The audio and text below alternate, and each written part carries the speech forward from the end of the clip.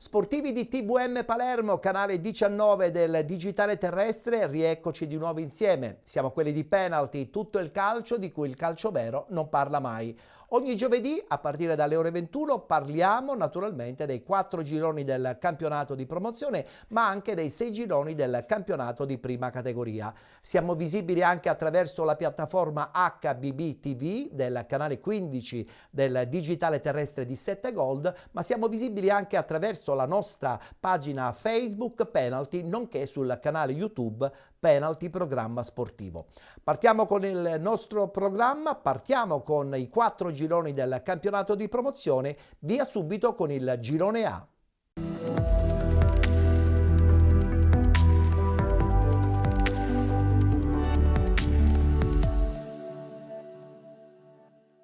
Subito i risultati di questa 11ª giornata. Cus Palermo batte Giardinellese 6-1, Città di San Vito Lo Capo batte Alba Alcamo 1928 1-0, Bagheria Calcio 1919 batte Gemini Calcio 1-0, Casteltermini batte il Carenze 1-0, Marsala batte Empedoclina 4-0, San Giorgio Piana batte Partinica Audace 2-1 ed infine Camarat Parmoval 1-1. Sono 2 le squadre in vetta in questo girone A del campionato di promozione. Parliamo del San Giorgio Piana e Città di San Vito Lo Capo. In testa con 25 punti, con 20 la Parmoval, 19 punti Bagheria Calcio 1919, con 18 Gemini Calcio, 16 punti Cus Palermo ed Alba Alcamo 1928, 15 punti Camarat, Marsala e Casteltermini, 9 punti per il Partinica Audace e l'Empedoclina. 8 punti la Giardinellese, chiude l'Iccarenze con 0 punti.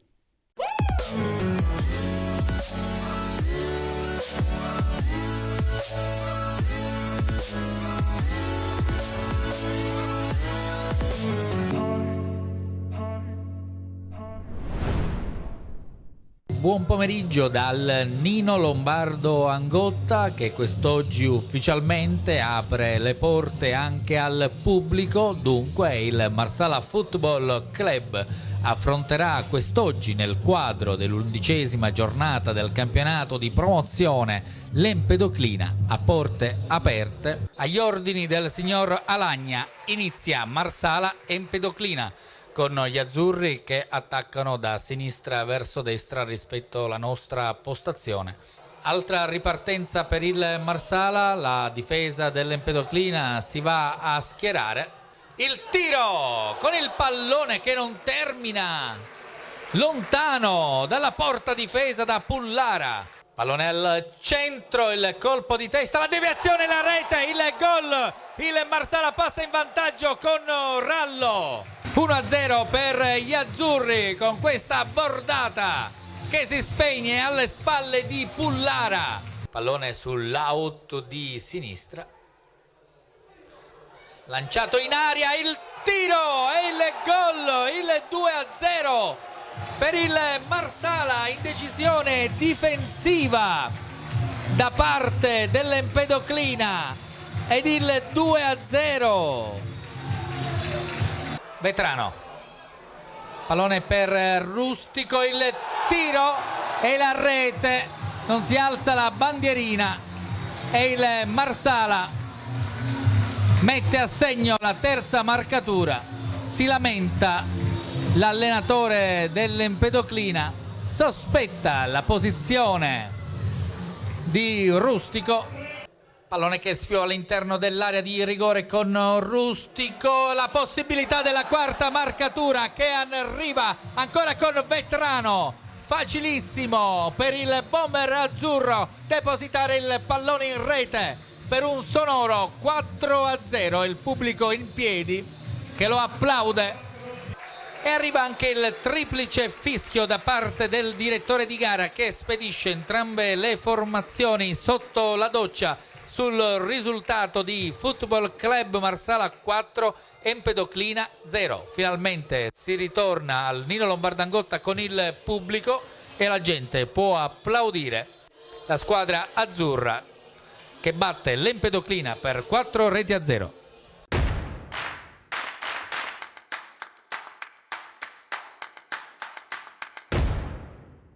Difficile in partenza già per noi, perché siamo venuti qua un pochettino rimaneggiati.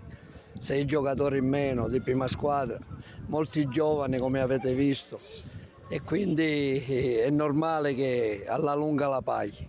Questo è così, giocando con i giovani uno la paga sicuramente poi la partita. Speriamo il rientro di questi che ci mancano, perché abbiamo degli infortunati, degli squalificati, qualcuno che abbiamo preso ancora non si è inserito.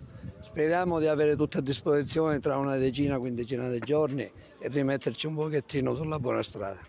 Penso che abbiamo onorato in maniera importante questa partita e soprattutto ci teniamo le ragazze davanti al proprio pubblico di regalare una bella vittoria.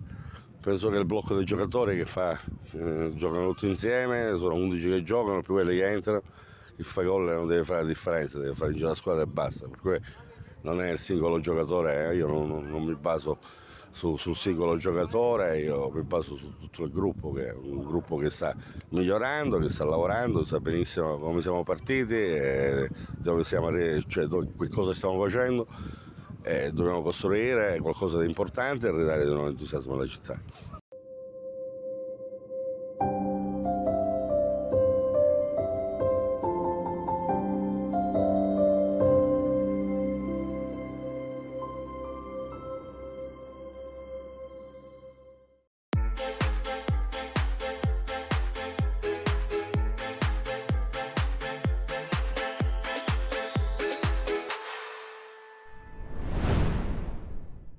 Queste sono partite che secondo me ti danno un po' di autostima, perché il Gemini veramente è una squadra forte, è una squadra che questa settimana ha acquistato 4 giocatori dall'eccellenza, quindi una squadra che punta in alto, quindi dovevamo misurarci con questa squadra che oltre ad essere già sopra di noi in classifica aveva preso giocatori, quindi diciamo che è una partita che secondo me ci deve lasciare tanta autostima, nel senso che se riusciamo a vincere queste partite pur soffrendo, ma era normale contro una squadra così forte riuscire a soffrire. Sai, quelle partite che vinci così di scarto, soffrendo, significa che la squadra è concentrata fino al 95esimo, 96esimo, non si lascia nulla al caso, e queste sono vittorie importanti. È più bello vincere così 1-0 che vincere con più gol di scarto, perché fino al 95esimo siamo stati lì a soffrire. È pur vero che poi abbiamo preso un palo loro, un palo noi, potevamo fare il 2-0, una grandissima parata su Stassi di Temiere,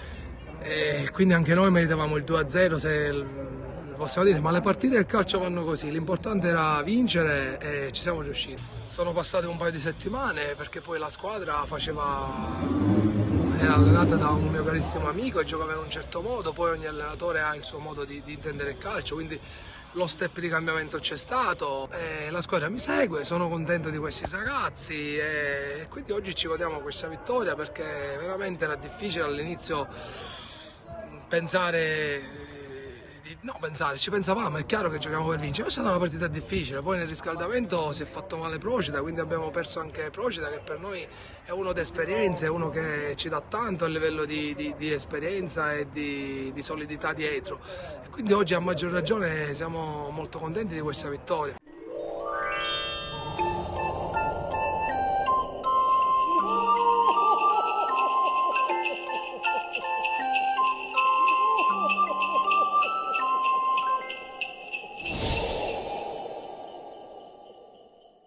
È la volta adesso di conoscere i risultati e le classifiche del girone B, sempre del campionato di promozione.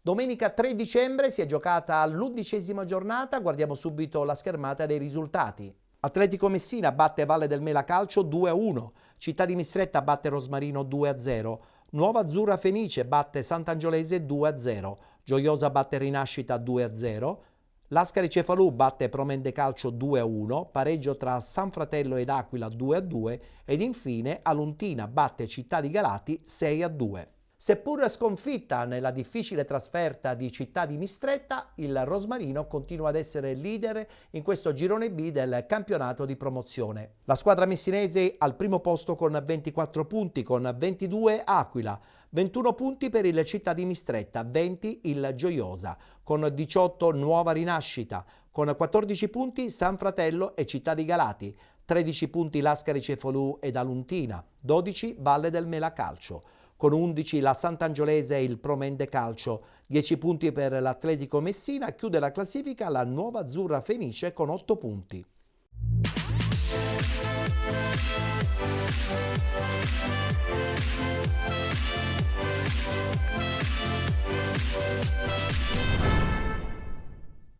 Beh, sapevamo che era una partita difficile, soprattutto perché eravamo avevamo tante assenze onestamente, quindi sapevamo che era dura, però devo fargli i complimenti ai ragazzi perché hanno fatto veramente una bella partita. Abbiamo giocato bene, siamo stati sempre in partita, abbiamo perso semplicemente per 2 episodi, dobbiamo stare un po' più attenti su queste cose, però da questo punto di vista per quanto riguarda il gioco abbiamo giocato bene e ci manca qualcosina, speriamo che la società riesce questa settimana a farmi contento su qualche acquisto, perché dobbiamo un pochettino rinforzarci perché abbiamo avuto delle partenze, sono andati via 3 giocatori, già avevamo là infortunato, Spinella squalificato, Mantegna squalificato e infortunato, quindi già eravamo senza 7 pedine in una squadra come la nostra, che siamo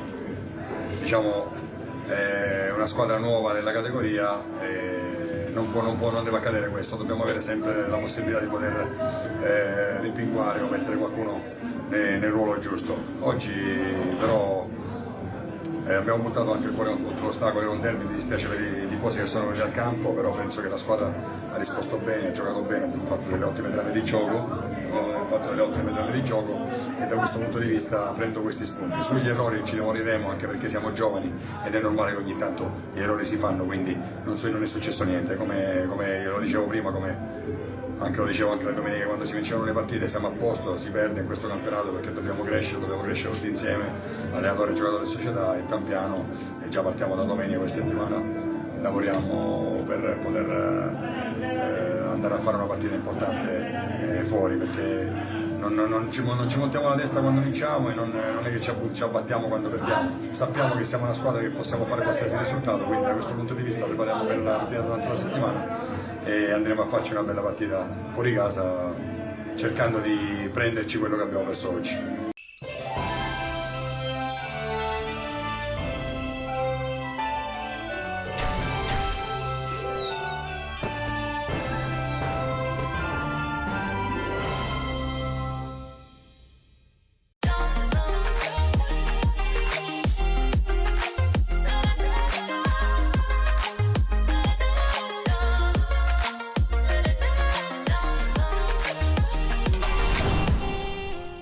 Grazie alle immagini forniteci da Davide D'Amico, vediamo i gol che hanno deciso la sfida, con l'Aquila che dopo mezz'ora di gioco equilibrato la sblocca con Maisano, lesto a raccogliere la conclusione di Lopresti finita contro la traversa e da pochi passi mettere alle spalle di D'Amico il vantaggio per i suoi e che gli vale come secondo centro in campionato. Ospiti che provano a chiuderla, ma D'Amico si supera sul corner di Danna. Parata importante, infatti al 38esimo il San Fratello rimette tutto in parità grazie a Giordano che approfitta di un'uscita dal basso non proprio consona dei biancorossi e col destro scavalca Foti per il gol dell'1-1, mentre per Giordano è la quarta rete in campionato. Ma nella ripresa, dopo 4 minuti, l'Aquila si riporta in vantaggio su calcio di rigore concesso dalla signora Ilaria Florio di Palermo, che vede un tocco di mano di Drago e senza esitazioni indica il dischetto, con Cariolo che dagli 11 metri spiazza D'Amico per il gol del 2-1 bafiese. Per Cariolo invece è il terzo sigillo in campionato, ma anche in questo caso il vantaggio dura poco perché al 64esimo Marguglio in mischia spedisce alle spalle di Foti il pallone del definitivo 2-2 che gli vale come primo sigillo in stagione.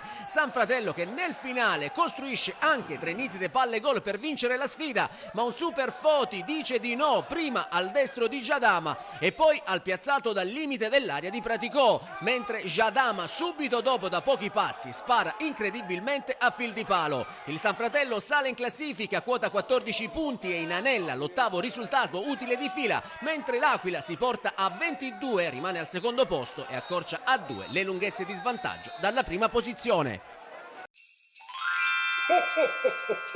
Merry Christmas! Continua a riservare tante sorprese il girone C del campionato di promozione.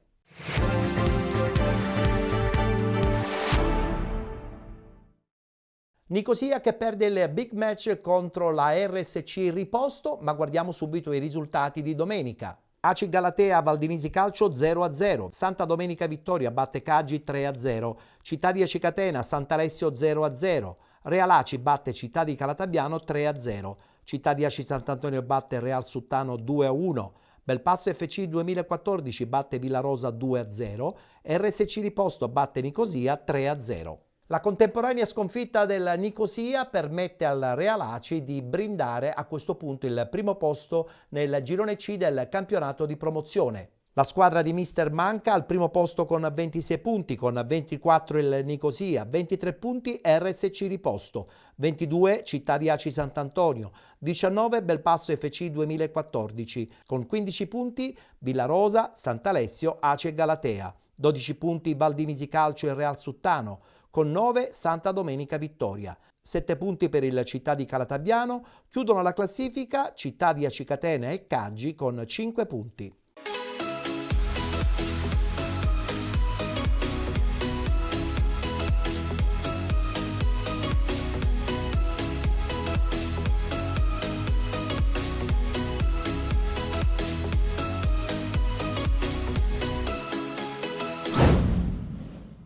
Sapevamo il Villarosa che squadra era, quindi sapevamo che era una partita dura, tosta, la squadra ha reagito bene, si è comportata in campo veramente da uomini, cioè, noi consideriamo che noi abbiamo una squadra di giovani, di under, quindi chiedere a questi ragazzi anche la lotta non è facile, però se la giocano, la battaglia se la fanno. Sì, sicuramente, venivamo da più di quasi 2 mesi che non vincevamo una partita, quindi per noi era fondamentale vincere soprattutto in casa. E grazie anche alla mia doppietta siamo riusciti appunto a vincere questa partita e sono ovviamente doppiamente contento per il risultato. Dopo varie settimane di stop abbiamo ottenuto 3 punti. 3 punti che ci volevano per l'ambiente, per i ragazzi, perché le 2 partite passate non meritavamo di fare solo un punto, quindi per il morale sono importantissimi. Il nostro obiettivo è lottare partita su partita, cioè non abbiamo ambizioni di vincere il campionato, ma non abbiamo che quando arrivano le squadre magari gli buttiamo il tappeto, cioè ce li giochiamo tutte le partite e poi alla fine facciamo i conti. Ovviamente dobbiamo far quadrare il tutto, il budget e quello che la società ha programmato. Quindi per i primi posti diciamo che ci sono squadre che sono attrezzate e stanno spendendo più di noi sicuramente. Ma le sensazioni senza dubbio sono buone, ma anche nelle partite precedenti erano buone. Ci è sempre mancato solo la vittoria, perché anche a Valdinisi sotto di 2 gol non era facile recuperare lo svantaggio dopo 10 minuti. Siamo stati bravi, siamo stati gruppo e quindi per le prossime sicuramente le sensazioni sono più che buone. Sicuramente ci godiamo i 3 punti, ci godiamo la vittoria, continueremo ad allenarci con la stessa intensità di sempre e, come ho detto l'ultima volta, con umiltà, sacrificio e i risultati verranno da sé.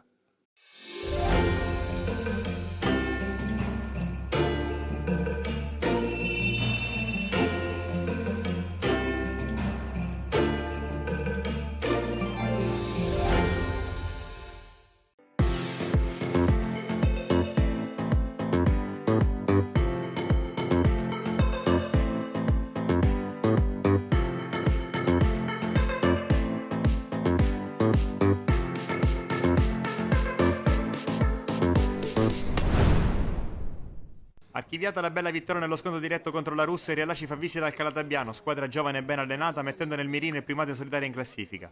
Dopo 20 minuti di studio dell'equilibrio è il Real a prendere la prima iniziativa. De Carlo qui battaglia con 2 difensori, riesce a servire Strano, 1-2, ancora De Carlo, lascia Asciuto, Asciuto di nuovo da Strano, Strano prova il destro, respinge Previtera. Montoro avanza sulla destra e serve San Gregorio. San Gregorio attaccato da Mongelli che gli porta via il pallone, poi irrompe Bonnici. Bonnici prolunga per Manca, Manca in verticale per Carbonaro, Carbonaro il tocco morbido, ancora Nino Carbonaro, 10 gol in campionato, non si ferma più l'attaccante Granata, il Real Aci sblocca il punteggio. Continuano a spingere gli accesi dopo il vantaggio. Strano per Mongelli, di prima intenzione, bene per Manca, manca il mancino, non trova la porta. 42esimo, lancio lungo verso Campione, capisce tutto Cerra, il suo anticipo diventa un assist per Carbonaro che è in posizione regolare. Carbonaro attacca l'aria, la mette all'indietro per Bonnici che firma il raddoppio del Real Aci. Gabriele Bonnici, primo gol stagionale per lui, 2-0. Acesi a caccia del tris, Strano per Bonnici, di tacco ancora per Strano, murato da San Gregorio, poi Cerra. Ottimo lancio verso Manca, sponda di petto per Mongelli. Mongelli prova il destro da fuori che fa la barba al palo. Carbonaro appoggio per De Carlo, intercetta Patanè che scatena il contropiede di Campione. Duello in velocità con Sardo, arriva per primo Campione. Campione, l'assist per Patanè, Patanè dal limite, Bucalo respinge. Ottimo avvio di ripresa del Real. Strano per Cerra di controbalzo verso Mongelli, la sponda per Carbonaro. Carbonaro prova ad anticipare Previtera che in qualche modo gli tocca il pallone, con l'arbitro che lascia proseguire. Sardo va all'impostazione, cerca Mongelli, Mongelli il controllo, poi si gira bene e l'assist in profondità per Carbonaro. Carbonaro entra in aria, Carbonaro cerca Daniel Manca, intercetta Di Bella, poi Carbonaro di nuovo, spara alle stelle. Si fa vedere anche il Calatabbiano, Scalia cerca, ha trovato all'1 contro 1, il cross all'interno dell'area, libera Cerra di testa, poi San Gregorio, il destro dalla distanza, Bucalo respinge, poi De Carlo in fallo laterale. De Carlo recupera il pallone e serve Mongelli. Mongelli approfitta di un'incomprensione fra 2 difensori e si incunia fra di loro. Mongelli il traversone sul secondo palo per manca di testa, Previtera blocca. Ancora De Carlo, accelera sulla destra, prova ad entrare in aria, un falso rimbalzo lo sfavorisce. Sempre De Carlo resta in possesso, punta Di Bella, il traversone sul secondo palo per Mongelli, deviazione di San Gregorio e palla di un soffio fuori. Tornano a farsi vedere i padroni di casa in avanti. Patanè sventagliata sulla destra verso Campione, non ci arriva Cerra, Campione in aria, Campione, la conclusione, murato da Cerra. 87esimo, Montoro cerca il suggerimento per Patanè, mangiato da Lopez che ruba il pallone e lo serve a Daniel Manca. Manca dal limite, il mancino traversa la palla, varca la linea, ancora Daniel Manca, sempre lui, un altro splendido gol dell'attaccante Granata, 3-0 per i Real Aci. Calatabbiano alla ricerca del gol della bandiera, qui Spinella, il traversone per la Spina, la conclusione, respinge Bucalo. Finisce così, Real Aci espugna il Calanna 3-0 con le reti di Carbonaro, Bonnici e Manca. Una vittoria che permette alla squadra di Marcello Manca di prendersi per la prima volta in stagione alla vetta solitaria della classifica, in virtù della sconfitta del Nicosia sul campo della Russo.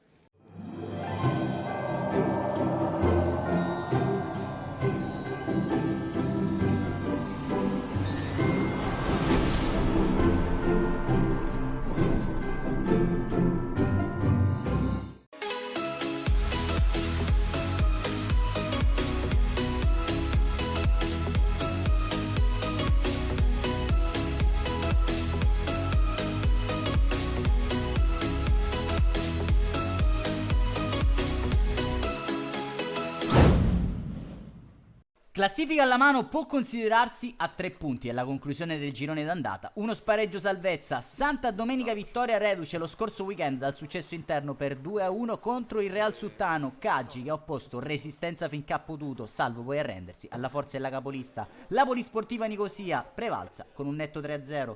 Fondo della classifica dal quale il Caggi di mister Adornetto vuole schiodarsi per risalire la china, passando da questo primo snodo, già cruciale, in chiave salvezza.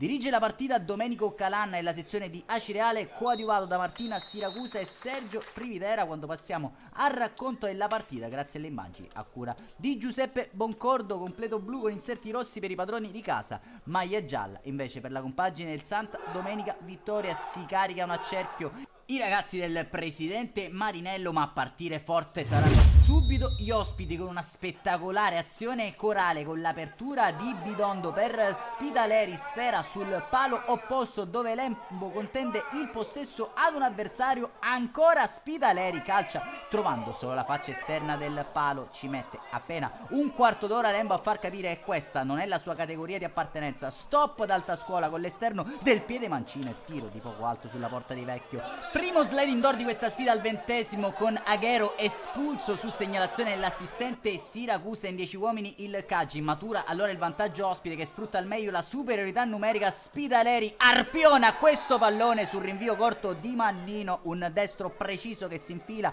all'angolino, incolpevole Vecchio. Vantaggio Santa Domenica Vittoria al 35°, partita che sfugge di mano al signor Calanna che al minuto 42 nega un rigore agli ospiti e possibile atterramento di Santitto ai danni di Spartà. Duplice fischio del signor Calanna al Valentino Mazzola. Il Santa Domenica Vittoria chiude i primi 45 minuti in vantaggio grazie alla marcatura di Spitaleri. Passiamo allora con le nostre immagini al film della ripresa, secondo tempo che inizia sulla falsariga della prima frazione di gioco con Vecchio abile a sventare il tentativo sotto porta ad opera di Spartà. Minuto 58, Caggi in evidente affanno in questa fase del match. Spitaleri apparecchia per Saccullo, mancino al volo che sorvola la trasversale. Prova allora a correre ai ripari mister Adornetto gettando nella mischia lo Iacono e Goinden per Saglimbeni e Batticciotto. Al 63° però il Caggi capitola sugli sviluppi di un corner. Torre di Paolino, deviazione sotto misura di Saccullo tra le proteste locali per un possibile offside, blinda il risultato il Santa Domenica Vittoria. Arriva la rete dell'ex Carlentini Saccullo al 67°, termina la partita di Cantarella al suo posto dentro Criado. Cambi che non sortiranno gli effetti sperati ancora una volta con Saccullo che si presenta tu per tu con Vecchio costretto agli straordinari sulla ribattuta. Spitaleri spara in curva, piove sul bagnato in casa Caggi, ancora sugli sviluppi di un angolo. Donato tocca intenzionalmente il pallone con la mano, secondo giallo e conseguente rosso. Saccullo posiziona il pallone sul dischetto a tu per tu con Vecchio, reduce dai 2 rigori parati contro il Nicosia, questa volta spiazzato dal numero 9 del Santa Domenica Vittoria che fa gioco partita incontro 0-3 nel finale. Santa Domenica che può sfruttare la doppia superiorità ancora con Spitaleri vicino al poker di giornata, provvidenziale uscita da parte di Vecchio. Triplice fischio, il Santa Domenica Vittoria passa al Valentino Mazzola di Caggi salendo a 9 punti in classifica, inchiodata a quota 5 in penultima posizione la formazione di mister Adornetto. Un saluto allora amici appassionati, appuntamento come al solito alla prossima.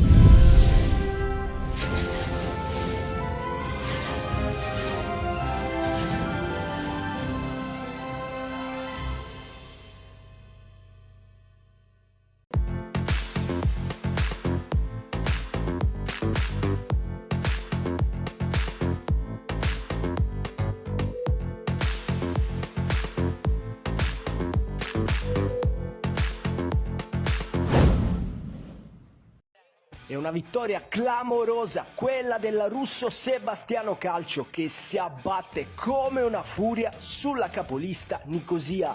Uno scivolone quello di 7 giorni fa contro il Real Laci che fa male ma che crea la voglia di rialzarsi, possibilmente con ancora più fame e voglia di qualcosa di grande.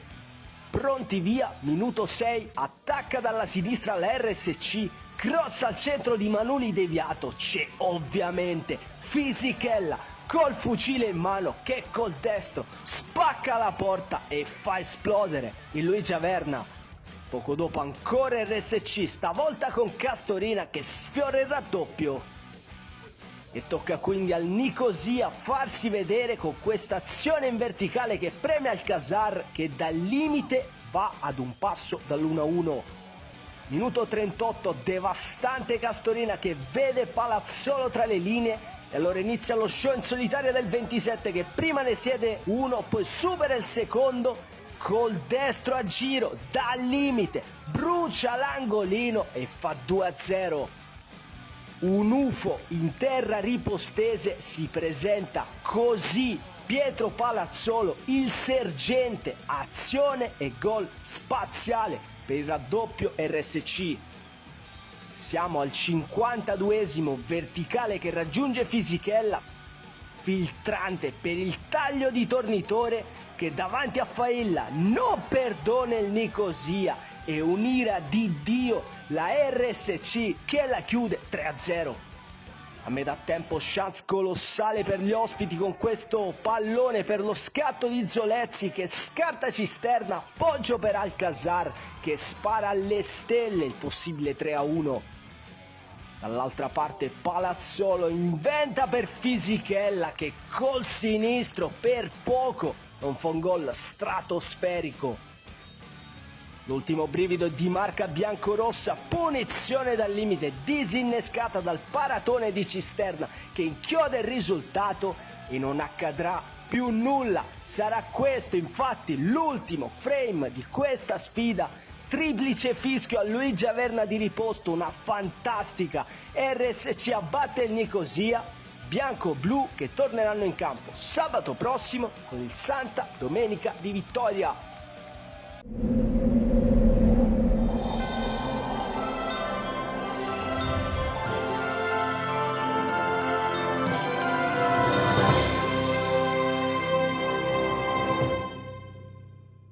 Voltiamo adesso pagina e parliamo subito del girone D.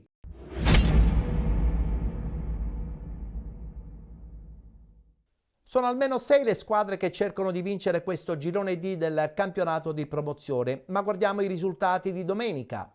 Mascalucia San Pio X batte SC Palazzolo 2-0, Pro Ragusa batte Virtus Ispica 2020 7-0, Scicli batte Città di Canicattini 4-0, Mister Biancocalcio batte Villaggio Sant'Agata 2-0, Vittoria batte Vizzini 3-0, Città di Avola 2020 batte Megara 1908 3-2 ed infine Priolo Gargallo batte Frigentini 4-0. Fa certamente scalpore la sconfitta interna del Frigentini in questo periodo in picchiata libera nel girone D del campionato di promozione. Guardiamo la classifica dove troviamo al primo posto il Città di Avola 2020 con 29 punti, 27 per il Vittoria, 24 Priolo Gargallo, 22 il Vizzini Calcio con 21 il Frigentini con 20 il Megara 1908. 15 punti SC Palazzolo, con 13 Pro Ragusa, 11 punti Mister Biancocalcio e Scicli, 8 punti Città di Canicattini, 6 punti per il Villaggio Sant'Agata, 5 per il Mascalucia San Pio X, chiude la classifica con 0 punti la Virtus Ispica 2020.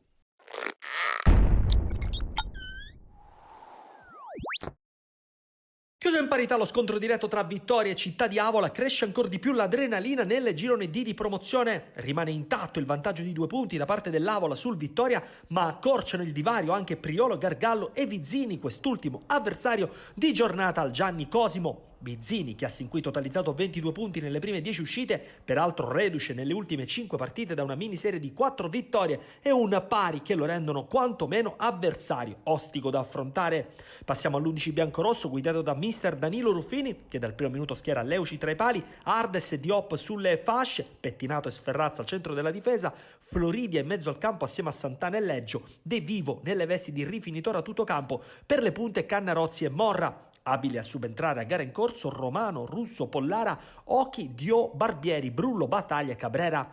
Dirige la sfida il signor Giuseppe Mandracchia di Agrigento, coadiuvato dagli assistenti Giuseppe Trefiletti di Acireale e Pietro Benigi di Agrigento. Passiamo al film della partita. Grazie alle immagini a cura di Andrea Martorana. Gara che fa presto ad accendersi, merito del Vittoria che passa in vantaggio al sesto con l'acrobazia di Domenico Cannarozzi che al volo si coordina sullo splendido assist di Santana incrociando alla destra di Mangione che nulla può. Vittoria che sulle ali dell'entusiasmo troverebbe anche il raddoppio sugli sviluppi della punizione battuta da Pettinato su cui Leggio viene pizzicato però in posizione di fuorigioco.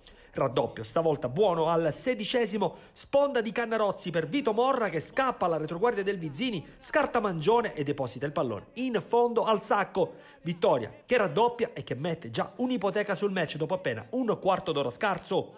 Al 24esimo schema su palla inattiva, sul pallone De Vivo si fa vedere pettinato, botta violenta del numero 6 che trova l'opposizione di Ronny Valerio ben appostato a protezione della propria porta. Vizzini che troverebbe il modo per rientrare in partita al 33esimo con la splendida conclusione di Ronny Valerio destinata all'incrocio dei pali, imprendibile per Leuci ma vanificata dal fischio dell'arbitro che ravvisa l'offside di Bonaccorsi.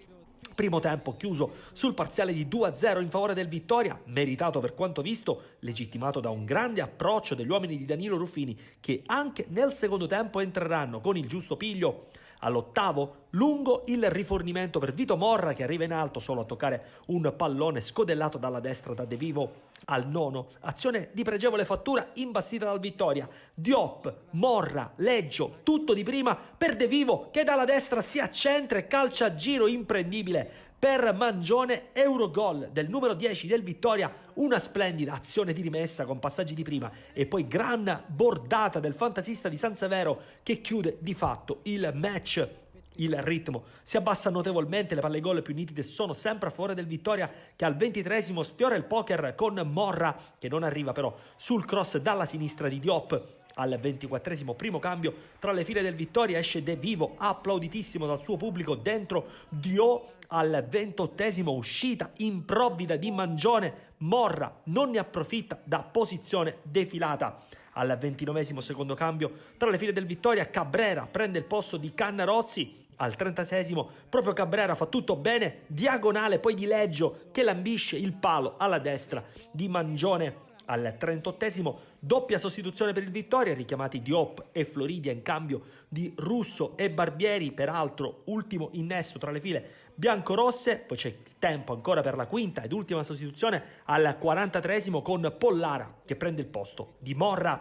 La partita non ha più nulla da offrire, c'è ancora però tempo per registrare il palo di Dio al 93esimo che grida il gol, finisce 3-0 per il Vittoria sul velluto contro il Vizzini, biancorossi che rimangono attardati di 2 lunghezze al secondo posto quando mancano ancora 180 minuti prima di andare al giro di boa di un emozionante campionato di promozione.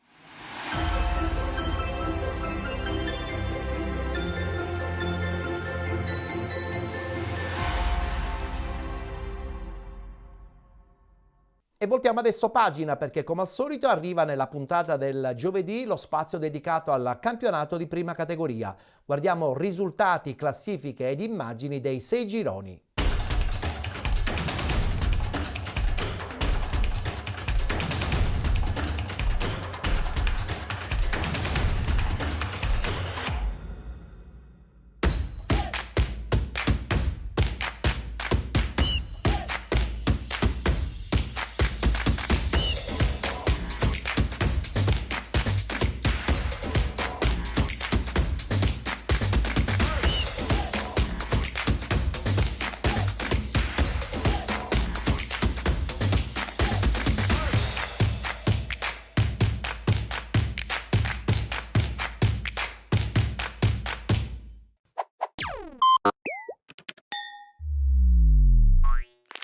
L'importante è della grande prestazione che hanno fatto i ragazzi, questo è quello che mi fa stare più tranquillo.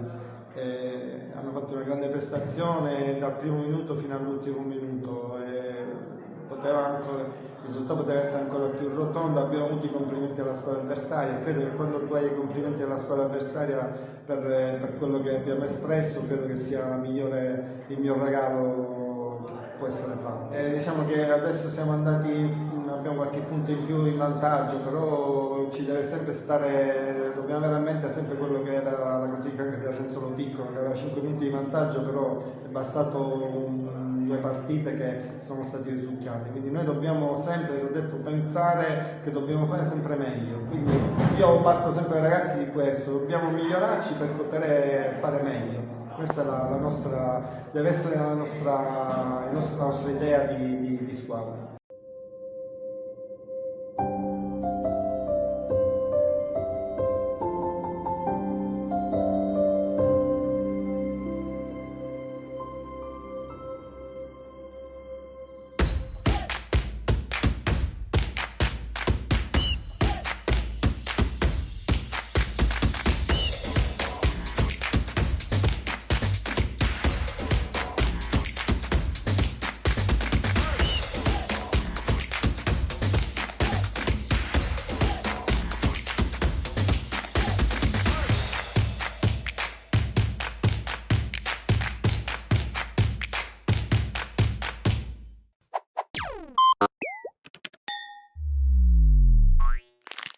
Un'indomita orlandina infligge la prima sconfitta in campionato alla capolista Bagheria e si guadagna le luci della ribalta in questo primo weekend di dicembre.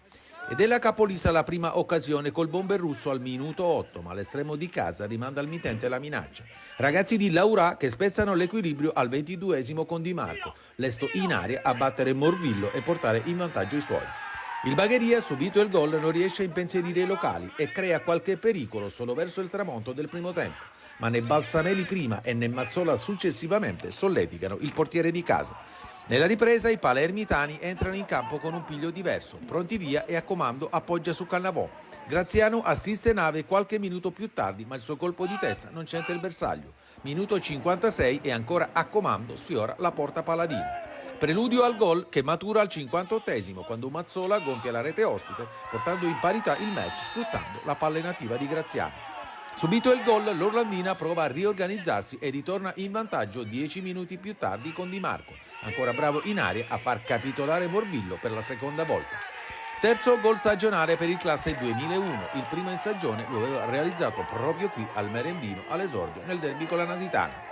Nemmeno il tempo di esultare e dalla parte opposta Russo splendidamente si gira in aria ed autentico bomber batte Cannavò, riportando in parità il match del Merendino.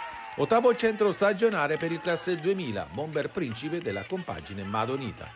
La gara sala di intensità e i ragazzi di Laura provano a gettare il cuore oltre l'ostacolo. Ci provano con Pruiti, ottima la preparazione, da dimenticare la conclusione.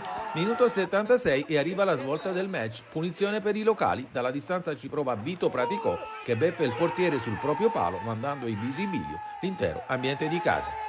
Settimo centro stagionale per il Peperino Paladino, terzo in casa nelle ultime 3 gare disputate. Il nuovo vantaggio galvanizza l'Orlandina che riesce a contenere gli sterili attacchi dei ragazzi di Rinaudo, che addirittura anzitempo rimangono in 10 per l'espulsione nell'extra time di Graziano. Paladini che rischiano la beffa al 94esimo quando un tiro in mischia viene respinto sulla linea dal neoentrato Magnaci. Al triplice fischio finale, festa grande per l'Orlandina, brava ad infliggere la battuta d'arresto al Bagheria capolista e stazionarsi a ridosso della zona playoff.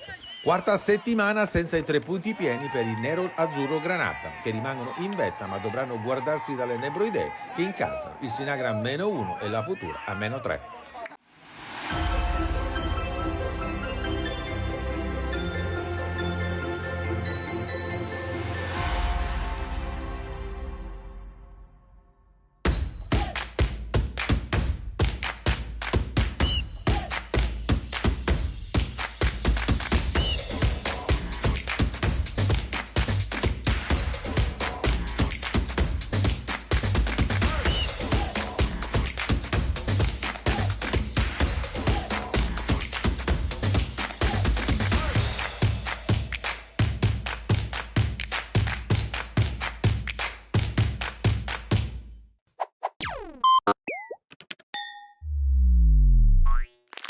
Un pomeriggio di forti emozioni, quello vissuto al Mariano Donia per lo scontro tra titani nel campionato di prima categoria Girone C. Gara che parte con l'immediato vantaggio dei ragazzi di Cannao. Minuto 6 e il Libro con una splendida giocata si libera dell'avversario e scaglia un sinistro che gonfia la rete monfortese mandando in estasi l'ambiente bianco-verde. Ospiti che potrebbero indirizzare la gara 10 minuti più tardi. Palla inattiva di Libro e Cordima di testa colpisce la traversa alla sinistra di Celone. Passato il quarto d'ora i locali tentano di far male agli avversari e raggiungono il pari con Muro al 16esimo, ma il signor Contrafatto annulla per offside del numero 10. Insiste il Monforte e la Spada al 20esimo calcia a botta sicura, ma sulla linea Cordima salva il vantaggio villafranchese. Biancoverdi che alla fine di una ripartenza subito dopo trovano sulla loro strada il secondo legno di giornata con Buda su assistenza di Velarde. Non c'è un attimo di respiro e Gentilesca tenta la sventagliata al 25esimo per Bartuccio, ma il tiro del capitano si perde alto sulla traversa. Numero 8 in maglia azzurra che al 36esimo sugli sviluppi di tiro dalla bandierina pesca in area Dama che di testa timbra la rete del pareggio. Nono centro stagionale per il bomber milazzese, quinto nelle ultime 3 gare disputate. Il gol galvanizza i ragazzi di Cambria e Venuti ci prova dalla sinistra, ma il suo tiro finisce fuori dallo specchio di Taranto. Specchio che non viene centrato nemmeno al 44esimo quando Venuti pennella per Dama, ma di testa il 9 di casa scheggia la traversa. Il Monforte mette la freccia nel recupero della prima frazione quando Bartuccio calcia una punizione che si infrange sulla barriera, ma il suo successivo tiro, anche se debole, si insacca alle spalle di Taranto e la rimonta è completata. La ripresa si apre con La Vecchia che, entrato in aria, apparecchia al centro ma senza trovare nessun compagno pronto a gonfiare la rete di Celona. Rete ospite che non si gonfia al 55esimo quando Venuti tira, ma Cordima quasi sulla linea respinge la sua conclusione. Sale di intensità il match e Libro tenta su palla inattiva la via del pareggio, ma con sfera fuori dallo specchio. Porta che non viene centrata nemmeno da Dama dall'altra parte, con Taranto che devia in corner la sua conclusione. Insiste il Monforte e Muro si libera al tiro al 63esimo con palla alta. Uomini di casa che gridano al penalty per un presunto fallo di mani su conclusione di Dama, ma il fischietto catanese sorvola. Il Città di Villafranca opera lo sforzo maggiore e tenta di pervenire al pareggio, ma Velardi, lanciato nello spazio, trova l'opposizione in uscita di Celona. Minuto 74 e il Città beneficia di una palla inattiva sul fronte offensivo mancino. Libro si incarica della battuta e batte Celona, riportando il match in perfetto equilibrio. Settimo centro per il classe 2000, sempre più trascinatore dei biancoverdi. Provano il controsorpasso i ragazzi di Cannao e Ruggeri serve Di Vincenzo sempre sulla sinistra. Il neoentrato, però ostacolato, non trova la porta nero-verde. Le ultime emozioni capitano sui piedi dei ragazzi di casa che tentano di mettere la freccia prima con Venuti con sfera smanacciata in corner, poi con Muro dopo uno schema su tiro dalla bandierina ma cuoio alto sulla trasversale e infine con Dama che da posizione defilata non centra la porta su assistenza di Venuti. Triplice fischio e distanze che rimangono immutate tra le due compagini che hanno deliziato il folto pubblico del Mariano Donia. Il campionato non finisce oggi, ma queste due compagini lotteranno senza alcun dubbio per raggiungere l'agognato salto di categoria.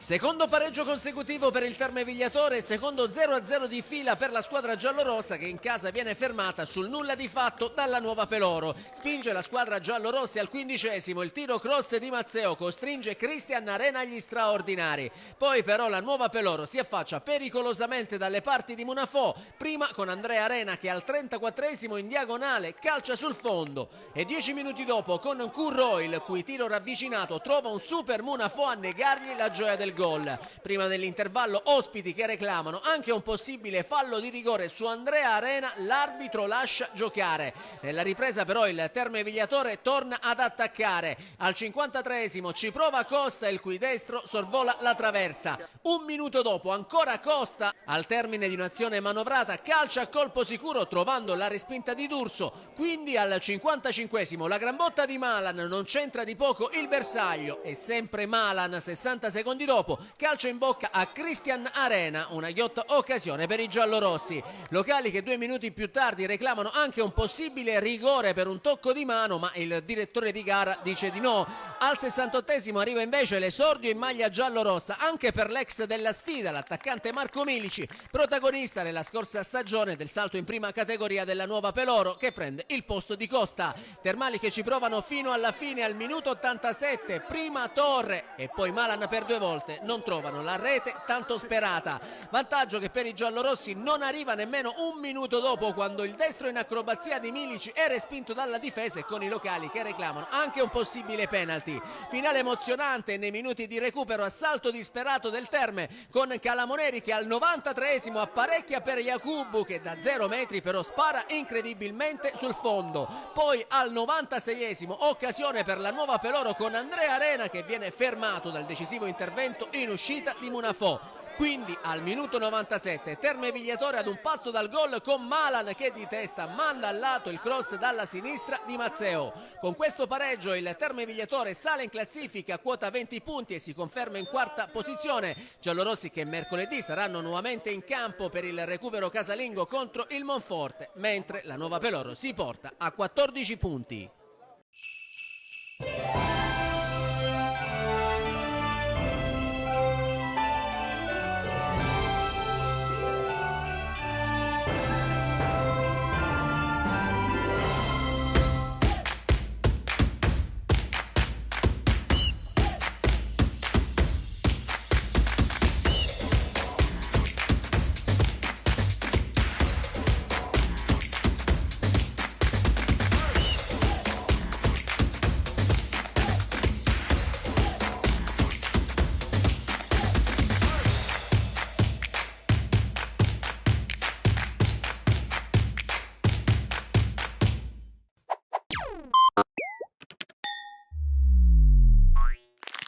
Un gol per parte, un'espulsione per parte, un punto per parte nel big match che non fa scavare il solco da prima della classe all'Akron Giarre. 2 al termine del girone d'andata. Con 5 lunghezze di vantaggio, l'Akron stasera avrebbe potuto già intravedere il titolo d'inverno da capolista del girone D di prima categoria. Così non è stato e non resta che guardare il bicchiere mezzo pieno in attesa magari di ricominciare a correre come è accaduto dal dopo Biancavilla, primo e unico KO rocambolesco stagionale dopo il quale sono state centrate 5 vittorie passando per tutti gli scontri diretti con Giardini, Rocchenere e Casalvecchio. Insomma, una corsa fermata solo dalle vice capolista alla vigilia degli ultimi 180 minuti dell'anno solare con Mascali fuori e riposto dentro.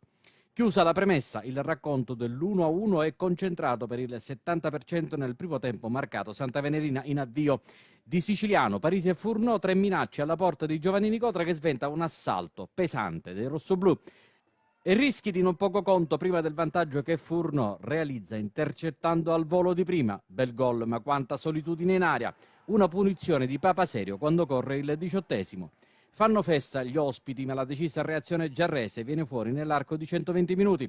Angolo di Bozzanga e spinta di testa tra l'emotivo e il fisico di Davide Nicotra sul secondo palo. Gol che pareggia i conti nell'immediato. Un segnale forte di reazione che sembra sul punto di cambiare l'inerzia della partita da parte giarrese.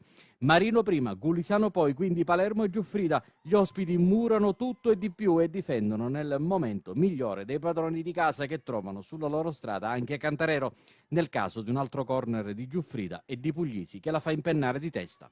Nella partita delle fiammate, dove nessuno vuol perdere e nessuno prevale, nel pieno di un gioco a viso aperto che rende interessante una partita però per lunghi tratti bloccata, a ragionar troppo spesso non ci si azzecca e cade nella trappola Giuffrida che per recuperare sullo scattante Papa Serio in vista di un contropiede non va troppo per il sottile e il secondo giallo gli costa l'espulsione alla mezz'ora. Chi va invece su sottile, e passano appena 5 minuti dall'episodio incriminato di prima, è Filetti. Anche lui finisce sotto l'obiettivo dell'arbitro Smario che non fa sconti e i conti in campo numericamente tornano in equilibrio. Inizia sprombattuto l'Akron Giarre la ripresa e fioccano le chance per vincerla, ma solo per i primi 10 minuti e negli scampoli finali. Sottile vede in Palermo e Marino 2 compagni in grado di poter pungere a destra, ma finiscono entrambi quasi per pestarsi i piedi. Poi Bozzanga 2 volte all'assist per 2 difensori, prima sul duo Fazio-Nicotra, poi solo su quest'ultimo.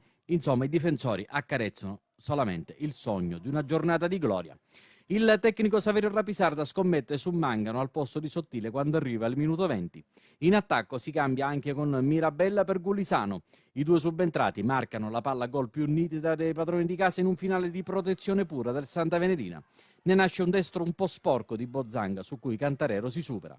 Sotto curva i supporters ci credono fino alla fine, ma il Giarre deve fare i conti di nuovo col portiere avversario. Qui in questa occasione con Palermo assistito da Marino e Mirabella con tiro da fuori area. E così non si va oltre l'1-1.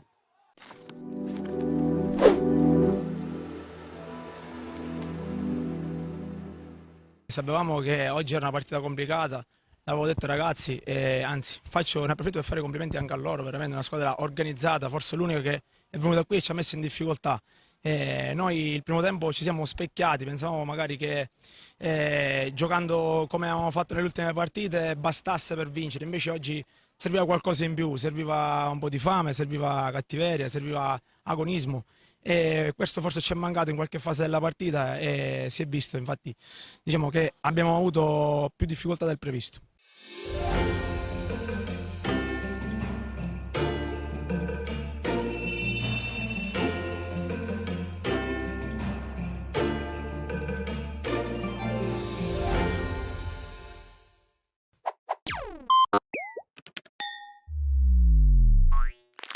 Buon pomeriggio dall'Ambiente Stadium per Realtà La Furci, 11ª giornata del campionato di prima categoria. Incontro affidato alla direzione del signor Daniele Parisi della sezione 10 Reale. Fischia a Parisi, batte il Realitala che prova subito la conclusione con Acquaviva, ma è attento Lundi. Geraci, appoggio corto per Bonamonte, viene servito Costa che poi va da De Tommasi, ottima triangolazione con Geraci, ancora per De Tommasi che prova il tiro. Punizione per il Furci, sul punto di battuta c'è Filistad che carica direttamente il destro ma si distende Grimaldi e concede il calcio d'angolo. De Tommasi prova a ricominciare da dietro, ma c'è la pressione ottima di Principato. Grandissima apertura per Konate che insegue il pallone su cui fa buona guardia Brancato, poi rischia la difesa del Real Italia, ancora Konate in aria ma risponde Brancato che rimedia all'errore. Grandissima occasione per il Furci. Bonamonte prova a giocare su De Tommasi che ha spazio per andare sulla destra, vince un duello l'11 che adesso ha spazio per andare. De Tommasi mette in mezzo un pallone per Tavilla che controlla, ancora Tavilla in acrobazia. Konate vuole lo stacco di testa per Principato che può andare, Principato vuole la botta da fuori, ma la sfera termina al lato. Corner per il Furci, viene servito sul primo palo Principato che ritorna da un compagno, traversone in aria, respinge in qualche modo Grimaldi e poi si salva la difesa del Real Italia. Bonamonte gioca corto su Romeo che prova il tiro col destro. Calcio di punizione interessante per il Furci, c'è la finta, poi la conclusione di Filistad che non trova la porta difesa da Grimaldi. Geraci gioca corto su Tuccio che si libera di un avversario, ancora Tuccio in progressione, ottima palla per Romeo che allarga sulla destra per De Tommasi, alza la testa l'11, mette il traversone perfetto per Tavilla che manca l'aggancio decisivo. Furci che perde il pallone, arriva sulla sfera Tuccio che non sbaglia con il mancino e sblocca il parziale, è 1-0 del Real Italia, tutti in campo per esultare perché ha segnato Tuccio. Rivediamo la botta da fuori del 26, non ci arriva Lundi ed è 1-0 Real Italia. Prova a rispondere il Furci, qui viene servito ancora Principato, allarga su Konate, una finta, ancora Konate, cerca spazi, trova nuovamente Principato che si gira e risponde Grimaldi, poi ancora sulla ribattuta, sempre Grimaldi a dire di no a Rustica. Principato sempre a proporsi sulla sinistra, sfida Geraci, cerca un varco il 9, mette in mezzo, respinge Grimaldi, poi Visalli insacca il pareggio del Furci, ma Parisi dice che c'è un tocco di mano da parte di Visalli, quindi gol non assegnato ai giallorossi e viene espulso anche un componente della panchina ospite. Si resta sul parziale di 1-0 per il Real Italia. Si propone sempre il Furci, viene servito Rustica, grande apertura per Konate, poi il tacco nuovamente per Visalli, tenta il cross in mezzo ma respinge Grimaldi. Calcio d'angolo per il Furci, respinge Grimaldi, poi la sfera arriva a Konate che prova il tiro. Un'altra occasione per i giallorossi, ma Parisi indica il fuorigioco. Tutti a protestare all'indirizzo dell'arbitro. Rivediamo il tiro di Konate che poi ha pescato un compagno in posizione irregolare. Lancio lungo per Tavilla ma fischia 3 volte Parisi, vince il Real Italia grazie al sigillo di Tuccio.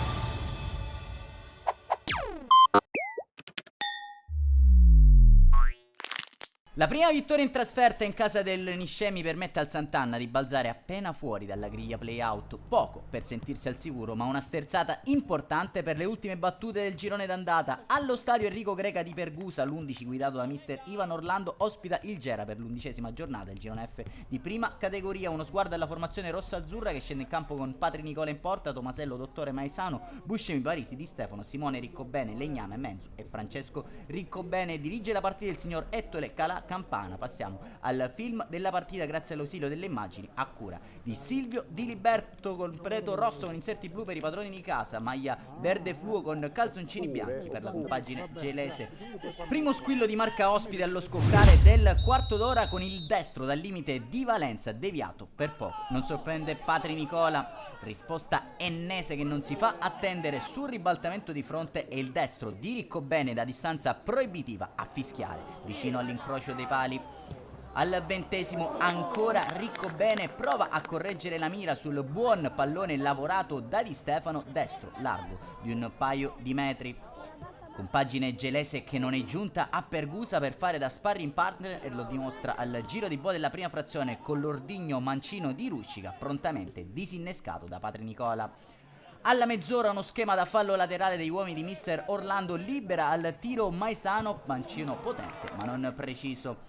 Break offensivo del Sant'Anna al minuto 32 con Parisi che strappa sulla tre quarti prima di allargare la sfera alle parti di Riccobene, bordata da posizione defilata che esalta i riflessi di Cannizzo, provvidenziale intervento dell'estremo difensore gelese che merita il nostro replay. Gela in vantaggio al minuto 33 su un pallone scodellato dall'arbitro, si fa trovare impreparata la retroguardia ennese sul repentino giro palla ospite, traversone dalla destra che pesca la testa di Ruscica e 0-1 all'Enrico Greca di Pergusa, compagine di mister Ivan Orlando che prova a correre ai ripari, Simone Riccobene vince un contrasto al limite d'area avversaria e prova il destro largo di un metro circa. Gioco molto fluido all'Enrico Greca di Pergusa sul giro palla orizzontale del Sant'Anna di Stefano, allarga da Riccobene, sterzata sul mancino, tiro deviato, Cannizzo guarda e prega il pallone, conclude in corner. Duplice fischio del signor Calà Campana, Gela che chiude il primo tempo in vantaggio grazie alla marcatura di Ruscica. Dopo 2 giri di lancette al rientro in campo delle formazioni, sgasata sulla destra di Iapichello che cade in area, si rialza, calcia trovando il provvidenziale intervento sulla linea di Legname. Sant'Anna che prova allora ad innescare i calciatori di maggior talento, Parisi serve al limite Riccobene che mette l'incrocio nel mirino mancandolo per centimetri.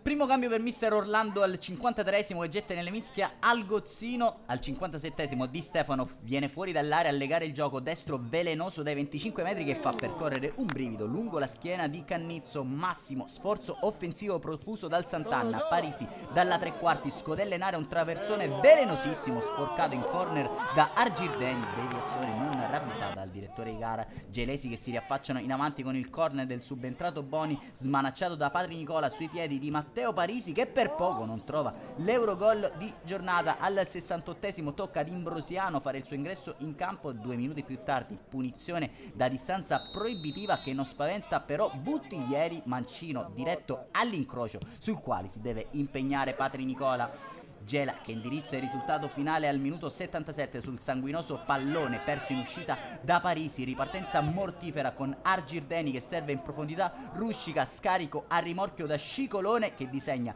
un perfetto arcobaleno nell'uggioso pomeriggio di Pergusa. Impietrito Patri Nicola, il Gela raddoppia e 2-0 all'Enrico Greca.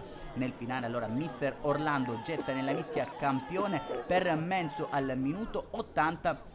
Sant'Anna che ha l'occasione di rientrare in partita con il piazzato di Di Stefano sul primo palo, lì dove un calciatore gelese atterra malamente l'avversario. Calcio di rigore accordato dal fischietto etneo. Di Stefano dagli 11 metri è glaciale nell'esecuzione, riaccendendo il finale dell'Enrico Greca di Pergusa. All'85esimo calano le tenebre sul sintetico di Pergusa quando Ruscica prova a mandare i titoli di coda sull'incontro. Patri Nicola non è d'accordo. 2 minuti più tardi clamorosa ingenuità di Buttiglieri che a gioco fermo calcia il pallone in tribuna rimediando il secondo giallo e il conseguente cartellino rosso. Gela che tutto sommato nel finale riuscirà a gestire l'inferiorità numerica senza troppi patemi d'animo. Termina così la sfida, il Gela si impone all'Enrico Greca di Pergusa per 2-1. Un saluto allora amici appassionati, appuntamento come al solito prossima.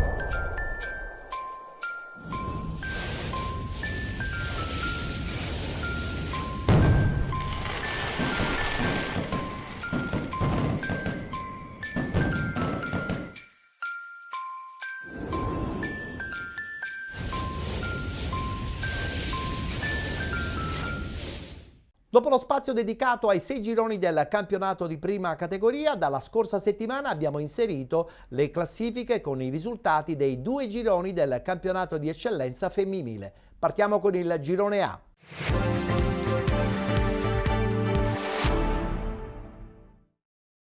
Si è giocata la prima giornata di ritorno, questi risultati: Palermo batte Sport Palermo 12-0, GSL Brolo batte Vigor Calcio Palermo 5-0, Giovanile Rocca batte Virtus Femminile Marsala 4-0. Conferma anche questa settimana per il Brolo femminile, al primo posto in questo girone A del campionato di eccellenza. Primo posto con 14 punti, con 12 punti Giovanile Rocca, 7 punti Virtus Femminile Marsala, con 3 punti la Vigor Calcio Palermo, chiude la classifica Sport Palermo con 0 punti. Da ricordare anche la presenza del Palermo fuori classifica in questo girone A del campionato di eccellenza femminile. E passiamo adesso al girone B.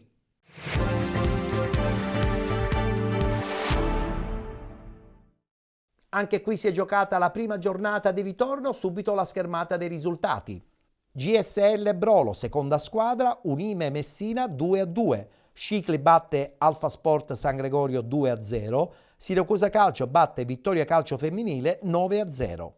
Ancora una conferma per il Siracusa Calcio, ancora al primo posto in questo girone B del campionato di eccellenza femminile. La squadra siracusana guida la classifica con 15 punti, 9 punti per Unime Messina insieme allo Scicli, 3 punti per l'Alfa Sport San Gregorio, chiude la classifica il Vittoria Calcio Femminile con 0 punti. Ricordiamo anche che la seconda squadra della GSL Brolo è fuori classifica in questo girone B del campionato di eccellenza femminile.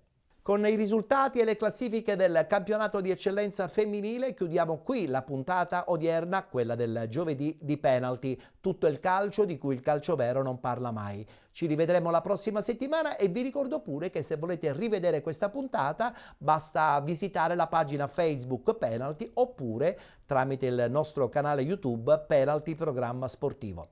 Grazie per essere stati con noi e appuntamento a tra 7 giorni.